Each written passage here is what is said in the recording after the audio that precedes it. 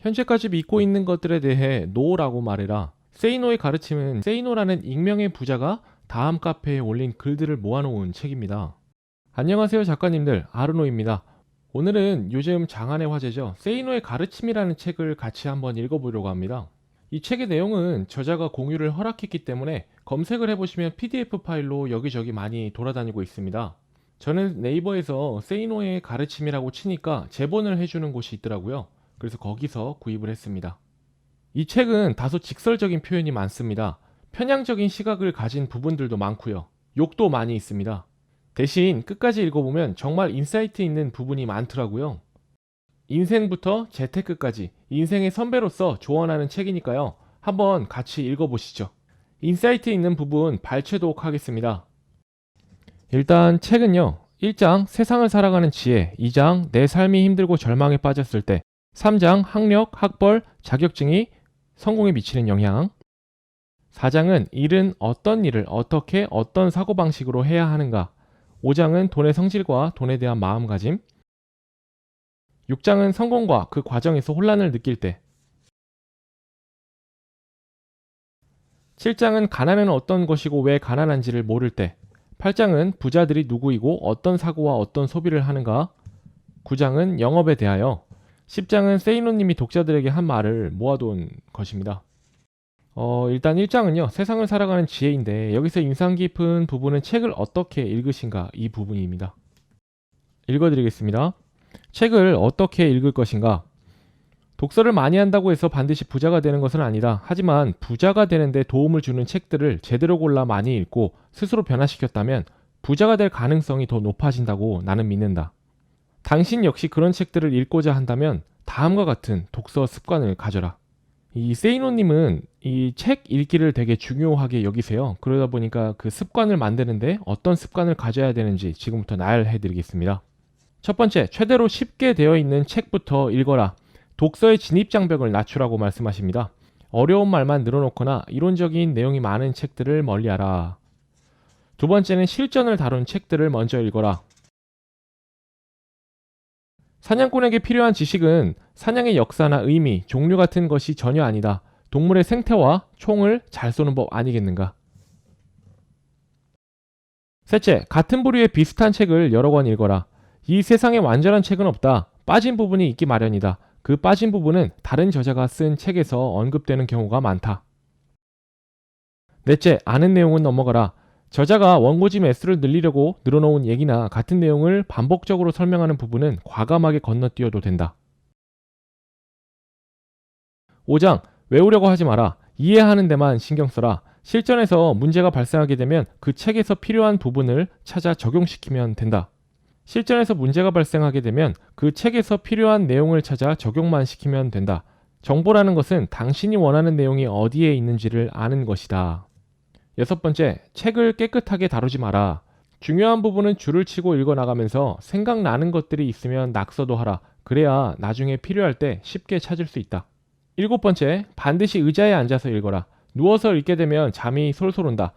정 드러누워 읽고 싶다면 밥을 굶은 채로 그렇게 해라. 신문이나 잡지를 볼 때는 종종 일어나서 읽어라. 여덟 번째, 짧은 기간에 한 분야에 대한 책들을 몰아서 읽어라.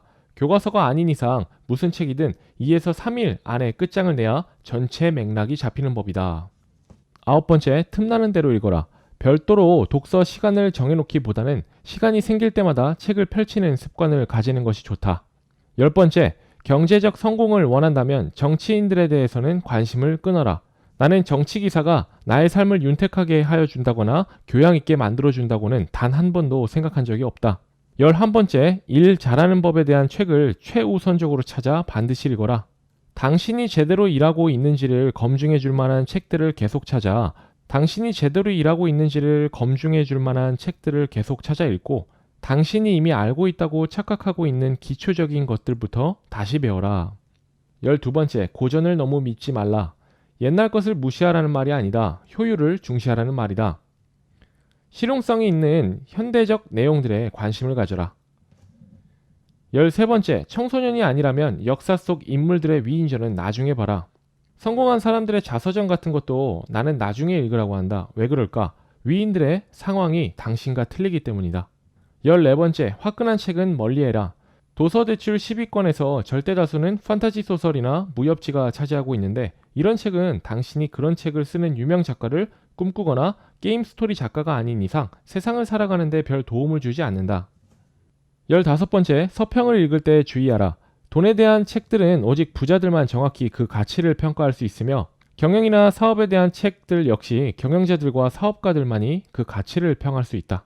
16번째, 출판사의 농간에 속지 마라. 수많은 출판사에서 어떻게 해서든 책을 많이 팔려고 별짓을 다 한다.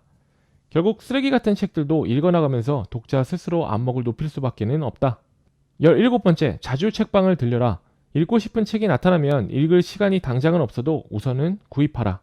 18번째, 때로는 돈 버는데 도움이 전혀 안 되는 책들도 읽어라. 시집도 읽고 소설도 읽어라. 그래야 삶을 통찰하는 눈이 깊어진다. 이렇게 세이노님은 책을 어떻게 읽을 것인가 18가지로 이야기해 주셨습니다. 다음은 4장, 일은 어떤 일을 어떻게 어떤 사고방식으로 해야 하는가 중에 무슨 일이든지 더 잘하는 방법이 있다. 그리고 좋아하는 일이라고 섣불리 하지 마라. 이 두 챕터 읽어드리겠습니다. 무슨 일이든지 더 잘하는 방법이 있다. 일을 좀 더 잘하려면 어떻게 하여야 하는가? 첫째, 어떤 일을 반복적으로 하고 있다면 반드시 개선점을 찾아내라. 나는 같은 일이 수개월 동안 계속 반복되면 더 효과적인 방법은 없는 걸까라는 생각을 하고 더 좋은 방법을 찾아 개선하려고 무지무지 애를 쓴다. 그리고 상당한 분야에서 변화를 시도한다. 집에서도 나는 5만 가지 물건들로 가득 찬 내 방을 정기적으로 정리하고 사물들을 새롭게 배치한다. 개선을 찾는 것이다. 둘째, 행동하기 전에 그 일에 필요한 지식을 반드시 흡수하라. 전혀 모르는 분야라면 밤을 새워서라도 인터넷을 샅샅이 뒤져 관련 지식을 공부하라. 섣불리 전문가라는 사람들을 찾아 나서지 마라. 반드시 관련 법규들을 찾아 공부하는 것도 잊지 마라. 법을 미리 확인하지 않아 낭패를 보는 사람들이 하나둘이 아니다. 라면 하나도 제대로 끓이려면 설명서를 읽어야 한다는 것을 잊지 마라. 셋째, 실수하지 마라. 실수하지 않으려면 어떤 일을 하는데 필요한 모든 세세한 것들을 적어놓은 체크리스트를 반드시 만들어 책상 위에 붙여놓고 그 일을 할 때마다 확인하라. 계속 읽어보겠습니다. 넷째, 효율적으로 일해라. 효율성은 언제나 당신의 지식과 비례한다는 사실을 잊지 마라. 오래 일하는 게 답이 아니라는 거죠. 다섯째, 그 일을 이미 해본 경험자들의 의견을 반드시 들어라. 당신의 상사가 당신에게 일을 좀 똑바로 하라고 할 때마다 고마움을 느껴라. 마지막으로 정리하십니다. 훌륭한 사람과 어리석은 사람과의 사이는 불과 한 발자국 차이다. 나폴레옹의 말이다. 하지만 일 잘하는 사람과 어리석게 일하는 사람의 차이는 한 발자국이 아니다. 그것은 부자가 될 사람과 가난하게 살 사람의 차이가 되기도 하기 때문이다. 좋아하는 일이라고 섣불리 하지 마라. 당신이 오타쿠이건 마니아이건 취미 애호가이건 간에 경제적 가치가 별로 없는 것을 좋아하지만 그것에 행복이 있다고 믿는다면 다음 3가지 길 중 하나를 택하여야 한다. 첫째, 그 분야에서 정말 최고 1인자가 되는 길이다. 어느 분야에서든지 일단 1인자가 되기만 하면 좋아하는 것을 하면서 이런저런 방법으로 생활을 영위할 수 있다는 말이다. 둘째, 최고가 되지는 못하지만 대부분 오타쿠처럼 자기 만족을 위해서 빠져 사는 길이다. 그러나 명심하라. 그저 여행이 좋아서 일을 저질렀던 한비아의 말을 빌면 이렇게 살고자 한다면 우선 삶의 설계의 기준을 해야 할 일이 아니라 하고 싶은 일에 철저히 맞춰놓고 살아야 한다. 또 이 일을 하면 내가 얼마나 행복할까를 생각하여야 하고 언제나 자신감 있는 당당한 삶의 태도도 있어야 하며 무소유를 즐길 각오가 되어 있어야 한다. 세 번째 길은 다른 일을 통해 경제적 여유를 마련한 뒤 그 돈으로 좋아하는 것을 하는 것이다. 사실 대부분의 사람들이 택하는 길은 바로 이 길이다. 여행을 좋아하는 수많은 사람들이 생업에서 여행비를 마련하여 여행을 즐기는 것처럼 말이다. 이제 5장에서 돈의 성질과 돈에 대한 마음가짐에 대해서 읽어볼 건데요. 첫 장, 돈에 대한 위선을 버려라. 두 번째, 돈과 먼저 친해져라. 세 번째, 시간이 돈이 되게 만들어라. 읽어보겠습니다. 돈에 대한 위선을 버려라. 월스트리트 금융기관들에서 신입사원 면접을 볼 때의 지원 사유를 성취감을 느끼기 위해서라고 답하면 모조리 불합격이다. 돈을 벌고 싶어서라고 말하는 사람만 합격된다. 부자가 되려면 돈에 대한 가식을 버리고 프로가 되라. 배고픈 갈매기는 높이 날려고 해도 기운 없어서 그렇게 하지 못한다. 돈과 먼저 친해져라. 돈을 운영할 수 있는 지식은 단순히 금융 지식이나 투자 지식이 아니기 때문이다. 그것은 쏟아지는 정보를 이용하여 돈의 흐름을 볼 줄 아는 눈이며 인간 심리를 알고 문화를 이해하는 능력이며 시장 경쟁의 치열함 속에서 승리하는 방법을 법의 테두리 안에서 모색하는 힘이다. 그러한 지식을 얻으려는 노력으로 나는 신문을 많이 본다. 이제 세이노님이 직접 보신 사항이 나오는데 읽어드리겠습니다. 장거리 노선에서 1등석 승객들은 거의 모두 경제지를 찾는다. 반면 이코노미 클래스 즉 3등석 승객들은 스포츠 신문이나 연예 주간지를 먼저 찾는다. 돈과 친해진다는 것은 경제 게임의 법칙을 안다는 것이고 경제의 피가 흐르는 증권, 부동산, 경영, 사업 등에 대한 책을 읽는다는 뜻이다. 계속해서 이런 관련된 책과 경제 신문을 봐야 한다는 내용입니다. 다음, 시간이 돈이 되게 만들어라. 부자가 되려면 돈이 되는 시간이 많아야 한다. 일을 하고 보수를 받았다면 그 노동 시간은 돈이 되는 시간에 해당된다. 돈이 되는 시간은 경제적 대가가 주어지는 노동 시간만을 의미하는 것이 아니다. 지금 당장은 대가가 주어지지 않는다고 할지라도 미래의 경제적 대가가 주어지는 지식을 얻는 데 사용되는 시간 역시 돈이 되는 시간에 해당된다. 이렇게 5장 돈에 대한 성질과 돈에 대한 마음가짐, 인상 깊은 문단들 읽어봤습니다. 다음은 7장에서 인상 깊은 문단들 읽어보겠습니다. 7장 가난은 어떤 것이고 왜 가난한지를 모를 때 여기서 부자가 되지 못하게 만드는 심리 읽어보겠습니다. 부자가 되지 못하게 만드는 심리. 돈 문제 이외에는 건강이나 가정이나 직장에 아무런 문제도 없는 사람들에게 돈이 생기면 행복을 느끼게 된다는 말인가? 잠시 동안만은 그렇다. 왜 돈 문제 이외에는 걱정 근심이 없는 사람들에게조차 돈이 영원한 행복을 안겨다 주지는 못하는 것일까? 그 이유는 인간은 환경이 바뀌어지면 재빨리 그 새로운 환경을 아주 당연한 것으로 받아들이고 그 이상을 바라기 때문이다. 이른바 당연 심리다. 세이노님은 부자가 되지 못하게 만드는 심리에서 총 3가지를 언급하시는데요. 첫 번째, 당연 심리를 언급하십니다. 행복은 상대적인 성격을 갖고 있다. 우리는 독립적인 행복을 원하는 게 아니라 주변의 다른 사람들보다 더 행복해지기를 원한다. 비교심리다. 두 번째, 비교심리입니다. 주변에 세속적인 성공을 거둔 사람들이 있게 되면 주변 사람들이 나를 불행하게 생각할 것이라는 생각을 하며 우울해한다. 나는 이것을 주변 인식이라고 부른다. 총 3가지 다 나왔습니다. 당연심리, 비교심리, 주변 인식. 부자들은 남들이 어떻게 살건 간에 관심이 없다. 흉내내려고 하지 않는다는 말이다. 그들은 현재의 상황이 아무리 좋아도 다시 나빠질 수 있음을 알고 대비하려고 한다. 남들과 비교하며 살지 않는다. 남들이 무엇을 갖고 있건 간에 관심이 없다. 그들은 우선 돈을 모은다. 돈이 쌓이면 그 돈에서 나오는 수익으로 나중에 무엇이든 살 수 있을 것을 안다. 대부분 사람들이 위 3가지 심리 때문에 여기서 말하는 3가지 심리는 당연심리, 비교심리, 주변인식이죠. 3가지 심리 때문에 그 원금이 될 작은 돈들을 먼저 야금야금 갉아먹는다. 이렇게 부자가 되지 못하는 심리 정리해드렸습니다. 8장은요. 부자들은 누구이고 어떤 사고와 어떤 소비를 하는가 챕터입니다. 여기서는 부자들의 쇼윈도 앞에서 서성이지 말아라. 그리고 부자들에게는 과소비가 없다라는 챕터 읽어드리겠습니다. 부자들의 쇼윈도 앞에서 서성이지 말아라. 그런 꼬드김에 넘어가면 명품 구매나 이런 거겠죠? 그런 꼬드김에 넘어가면 투자에 사용할 자금과 시간은 점점 제로에 가깝게 되어 오히려 삶 자체를 잃어버리게 될 가능성만 높다. 부자가 될 사람이 소유하려는 것은 자기 자신의 미래를 위한 재화지 남에게 지금 보이기 위한 물품이 아니다. 명심해라. 부자가 되려면 사람들이 사로잡혀 있는 그 이미지의 망령들로부터 초월한 높은 경지의 초인처럼 굳건히 서 있으면서 역으로 그 망령들에 사로잡힌 어리석은 사람들의 심리를 파악하고 이용하여야 하는 법이다. 두 번째, 부자들에게는 과소비가 없다라는 부분에서 인상 깊은 문단 읽어드리겠습니다. 부자가 되고 싶어하는 사람들에게 있어서 어떤 소비가 과소비인지 아닌지를 판단해주는 기준은 오직 하나이다. 자기 개발을 위한 지출이었는가 아닌가 하는 것이다. 기분을 내느라고 사용하였는가? 라이프 스타일을 유지? 문화 생활을 하고자? 휴가를 즐기고자? 나는 그 모든 것들을 과소비로 몰아붙인다. 명심해라. 시장 경쟁에 대한 대안이 없는 상황에서 당신의 돈을 어디에 사용하고 어떻게 모으는가 하는 것이 당신이 얼마나 신중하게 자기 삶을 꾸려나가고 있는지를 보여주는 잣대가 된다는 사실 말이다. 부자의 아빠 진실게임 기고글 일부에서는요. 금융지식이 부자로 만들어주지 않는다. 삶의 우열은 돈으로 가려지는 것이 아니다. 주식 투자는 쓸 일이 없는 여유자금으로 해라. 이게 재테크인가? 이 챕터 읽어드리겠습니다. 금융지식이 부자로 만들어주지 않는다. 부자 아빠가 설명하는 자산과 부채의 차이에 대한 핵심 골자는 결국 소비를 절약하고 자금을 모아야 한다는 것이다. 부자들은 낭떠러지에서 나뭇가지를 잡듯이 한 번 손에 들어온 돈은 절대로 내보내지 말라는 자세로 생활하라고 권유하지 않는가. 공부를 많이 한 전문 직업인들 중에 많은 수가 부자가 못 되는 이유는 그들의 금융지수가 낮아서가 아니라 일하는 방법을 모른 데다가 미래의 예상 수입을 근거로 한 소비 생활 수준이 언제나 앞서기 때문이라는 것이 더 정확한 표현이다. 삶의 우열은 돈으로 가려지는 것이 아니다.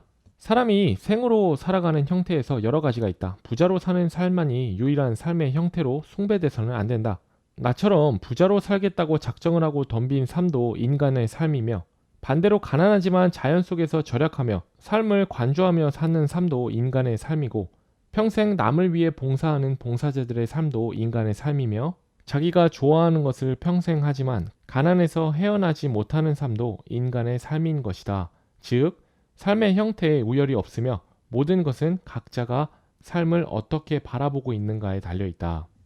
주식 투자는 쓸 일이 없는 여유 자금으로 하라. 주식 투자는 여유 자금으로 하여야 한다는 말을 수없이 들었을 것이다. 여유 자금에 대한 내 정의는 미래의 어느 날이 와도 쓸모가 없는 자금이다. 하지만 사람들은 미래의 어느 날이 오면 사용하여야 할 용도가 있는 자금을 가지고 투자한다. 즉, 심리적으로 시간에 쫓긴다는 말이다. 이런 투자는 90%가 실패하고 만다.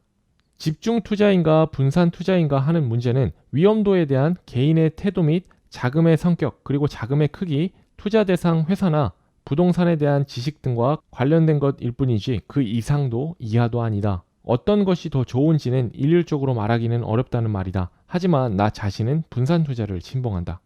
마지막 문단입니다. 주식 투자는 늪지와 같아 움직이면 움직일수록 계속 깊이 빠져들게 하는 속성을 갖고 있다.